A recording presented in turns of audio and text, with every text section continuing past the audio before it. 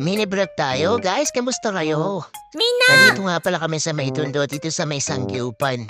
Ang may-ari nga nito sa Sangyupan na to ay yung kaklase ng anak ko. Nandito nga silang dalawa dahil nga nalibre siya nung kaklase na ng may-ari nito. Dahil sobrang close nga sila, talagang close na close sila magkaklase, ay nalibre nga siya. Paulit-ulit. Sabi ko nga ay mag-chat siya sa akin kapag uuwi na sila para nga susunduin nga namin. At dahil nga ako ay nagugutom, may natakam na ako kaya sabi ko, wait lang, kakain muna kami, dyan muna kayo sa labas. Siyempre, hindi naman to libre, ang kapal-kapal ko naman kung magpalibre pa ako.